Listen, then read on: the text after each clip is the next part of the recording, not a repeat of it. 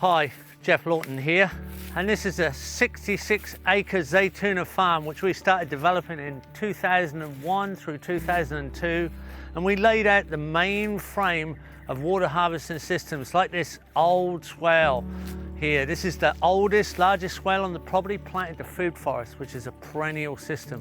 Even without maintenance, this system would go on for a few hundred years. There's jackfruits and mango and custard apple and Brazil cherry and pecans and bunya nuts, and it's a system that mimics a natural forest, and it's a system that takes very little maintenance, builds soil, and the swale itself helps hydrate the property. It's a long time now, a few years, since I've done a farm tour and a film of the evolutions of the property, so I'm going to take you through the landscape and show you how things just keep changing and just keep getting better, and soil keeps improving, and the water cycles are moderated, so we're drought proof and more or less flood proof. It's an extremely stable system.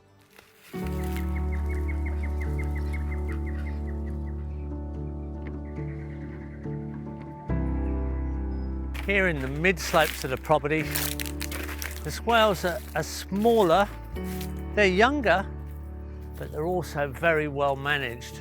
And because of that, they're more diverse.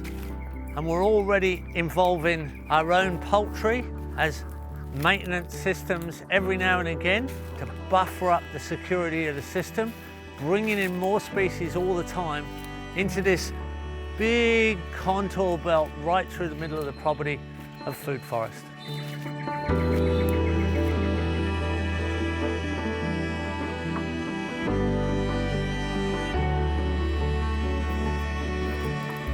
Here in these younger food forests, we're managing the way the forest falls.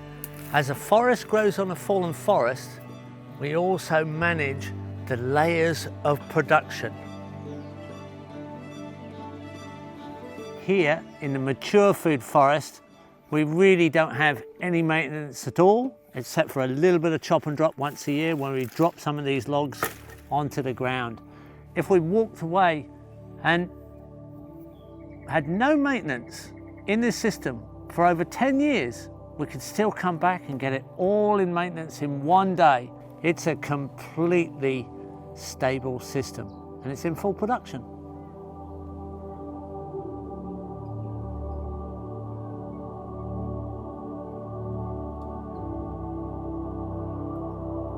Here in one of the lower swales again, we have a really diverse mixture of trees, and it hasn't been managed yet. So there's a lot more leaf, there's a lot more shade. We haven't cut the legumes for mulch. And we've got fruit trees starting to bear fruit in early spring. It's not quite spring, just about. We've got mulberries coming on here. We've got different bamboo shelter as well. So we've got different species of bamboo that are sheltering the cold air, because cold air falls downhill and we're getting a little bit more of a frosty zone here. So this is a system that is definitely under management. The poultry have just been through. A big flock of Muscovy ducks has spent 2 weeks in here, sorting out a lot of the weeds, laying a lot of eggs, and now we're ready to move in and start our cut for mulch.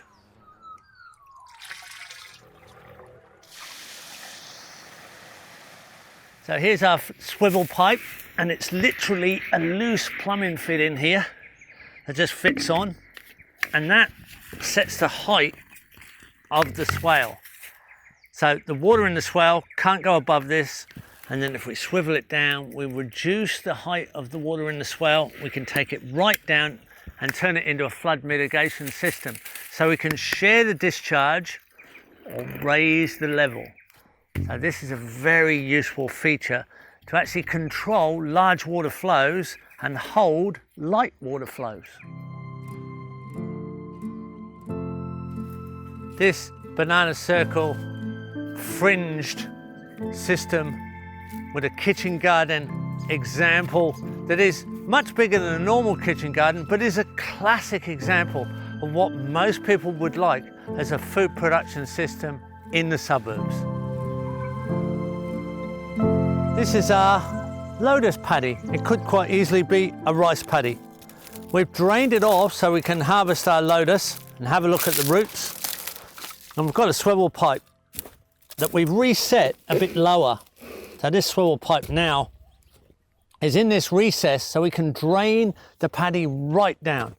So this is a new evolution, and we've set ourselves up a drain that now falls down the bottom of the valley, and it goes down at a very slow fall rate. So it's only dropping 6 inches, 150 millimeters, before it gets to this small Chinampa canal. Now this runs at least 6 months of the year, but right now we're at the end of winter, at the driest time of the year. We've set these up perfectly level, and we've left some good soil at the bottom. So these are for aquatic crop, and we're going to build a trellis over the top. We've put a lot of soil from the trench over on this side, and we've repeated the system downhill. So we've just put a little bit of cover crop on in now. We started to irrigate to get the cover crop started. So we have 3 of these. There'll be grow beds, and trellises, and aquaculture. We're probably going to put mulberries on either side and pleach them together as a living trellis. And this is the start of a small production Chinampa. And we're really excited about this new evolution because we have so much water now sponged into the property. Once we open up our systems upslope, we can just get this trickling through continuously.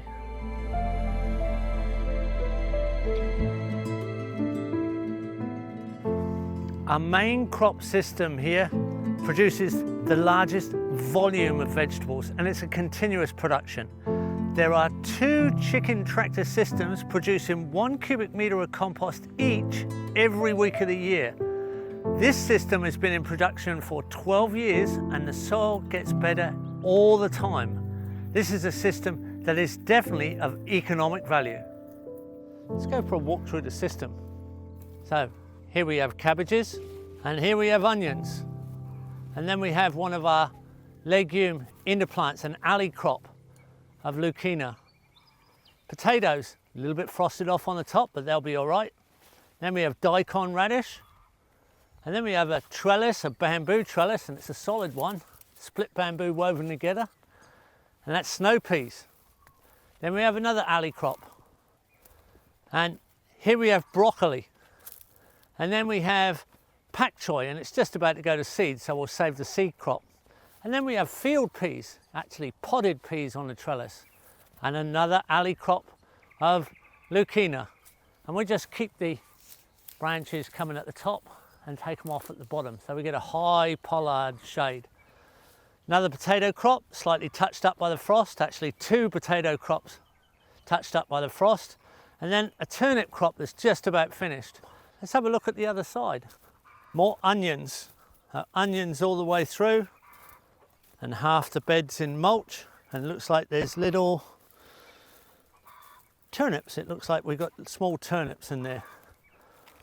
And another alley crop of Lucina. Top and bottom alley crop. Over here we've got carrots. Here we've got potatoes and cover crop. Here we've got more carrots, they're not up yet. Another alley crop. We've got beetroot, 2 more potato beds. It's winter, so we're going to have a lot of potatoes. Here we have a purple daikon. Then we have Romanesque, rather an unusual brassica. We've got a lot of it at the moment. And radish at the other end of that bed. And here, daikon radish. Here we have our pollarded legume interplant alley crop. Another bed of Romanesque, another bed of carrots, another bed of potatoes, another bed of Romanesque, turnip and garlic. And then we go on to our bed on the next side. So let's have a look. Here we've got young alley crop coming through, Lucina, all the alley crops Lucina, and it's all being cut to be a high pollard. And if we go over to the other side, we've got alley crop at the bottom, always alley crop top and bottom between each set of beds, potato, bit touched up with a frost, broad beans, 2 beds of broad beans, cabbages, more radish and more onions, and some good pollarded Lucina. That's how they're supposed to look when they're advanced. And our understory is comfrey. A little bit touched up from the frost at the moment, but comfrey on the ground, Lucina high pollard up the top, and that's our alley crop. We take all these little sprouts off, so they only sprout at the top. Another potato bed, snow pea trellis, and another snow pea trellis with pak choi coming through underneath, Chinese green cabbage, alley crop, potato, potato, potato, it's definitely potato time of year, and more Lucina, potato, potato, beetroot, and a capsicum crop that survived all the way from last summer, which is rather unusual. And we finish off with another alley crop. That's our main crop system, and that's what it's about, main crops. Not about small fiddly kitchen garden crops, but big main bulk crops. This is our compost chicken tractor that produces a cubic metre of compost every week. The bedding gets turned out here and added to manure from the farm, cow and horse and maybe rabbit, and then food scraps and vegetable scraps and weeds, and then turned over every week. 5 weeks later, we've got pretty high quality compost that actually goes out to the bed. So every week, a cubic metre out of this system and the other one in the distance go on to the gardens. Each system fertilises 10 gardens, 15 metres wide, with 3 beds, 1.2 metres wide. Now it's a trialled system, it's worked excellent. And this is like the fertility engine of the system. As long as you keep this going, you produce this pretty good compost that definitely keeps a continuous production coming out of good food, excellent food.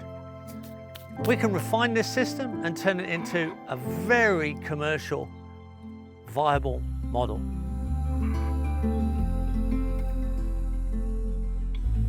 Our urban chicken compost system produces 1 cubic metre of compost every month, and it only occupies 16 square metres of land. And we have 12 chickens producing eggs every day. Here we have chickens with a mobile house that we're moving through this system. So we've got chickens maintaining the system, and then we'll move them on, they'll maintain another system. When it regrows, we'll bring them back. So we're cycling our poultry in many different ways. So we're hatching our chickens, we're bringing them in. Here's a set of youngsters here, some older egg layers behind, and it changes as we process our chickens, as we move through with new chickens that are hatching.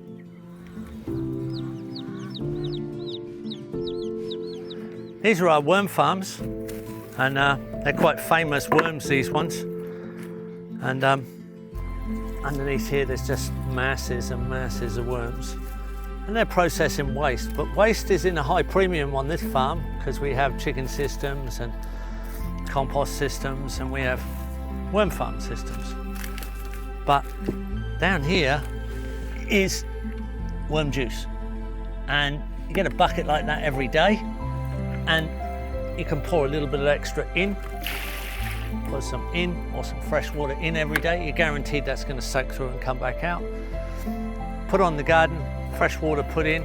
We've got 3 of these that are continuously producing high quality worm castings and worm juice. Every 3 months we get a bath full of worm castings. Every day we get half a bucket full of worm juice. So this is part of our organic fertilizing system. Now over here we have specialized compost. So this is compost that we're making with no help from the chickens. This is a system that's nearly ready, and we put specialist ingredients in here to make it specific. And underneath here there is a high fungal compost. So this is a specialized system that's just waiting to go through full process. And if we looked at this with a microscope, there'd be a lot of fungi in here, a lot of fungal threads. Because when it was actually ready, we came in, oh, there's a worm there. We came in and we put flour in amongst the tern, which is a fungal food. So this is specialist towards fungal domination, which is much better for tree crops. So it's sitting there, going through this fungal inoculum, so it's full of mycelium, specifically good for trees. Let me show you the difference between worm castings, which is kind of gluggy like that. You can stick it together like a ball, like a mud ball. That's worm castings. It's kind of sticky. And this is compost mixed with sharp sand. As a potting mix, it's a lot more friable. Hard to mix that with sharp sand. And if you mix different ratios of compost with sharp sand, you get a really friable potting mix. So here we are. This is our shade house, where at this time of year, winter, it's mainly just trees because our seedlings are in the polytunnel. And here there's just enough shelter to stop some of these frost-sensitive trees frosting off. So we have a lot of fruit trees, guavas, grapes, coffee, pomegranate, jackfruit, avocado, custard apple, loquat. There's a whole mixture of stuff in here. And during summer, this is seedlings and these trees are outside. But this time of year, it's kind of a shelter for fruit trees. And this is our polytunnel. And there's a lot more going on in here than the shade house in winter. So we have all kinds of frost-sensitive crops in here and really frost-sensitive trees. There's some sugar palm here waiting to come up. Asparagus, some tomatoes getting ready to plant. All our little seedlings. We've even got some pineapples here. They definitely need to be in the polytunnel over winter. We have a lot of climbing yam here, and turmeric and yacon and different propagules. We have some water chestnut here. Everything that's a little bit tender or very young is propagating in here just for these 3 months. So just this time of year in the subtropics, this is a useful area and an essential area to get us started early in the summer. Our seedlings just come out to the hardening off table. These are a load of beetroot we've grown on, and they're ready to go in the garden. They're just getting a little bit of extra sun and care before they go out into the big wild main crop garden. All our toilets are composting toilets, and they're flushed with sawdust or just shredded organic matter. And when they're full, they're emptied into wire baskets. They sit in the forest, and after 9 to 10 months, the compost is fully processed and we can use it on forestry trees. It's nice, high fungal compost. It's got a lot of sawdust in it, or it's got a lot of woody material. It's broken right down, it's nicely aged. Doesn't look like anything it started off as. It's quite safe to handle. Just looks like typical forest mulch. There we go. Put it around our tree. Putting it back a bit. There we go. That's human manure when it's gone through the process and it's aged really well. It smells fine, looks fine. You wouldn't have no idea how it started life. Here's our large commercial reed bed system. There are 2 concrete bays. The water comes in from the kitchen, through grease traps, through a septic, and then filters through the gravel and reed roots and goes out into a leach field that soaks through the landscape towards production systems.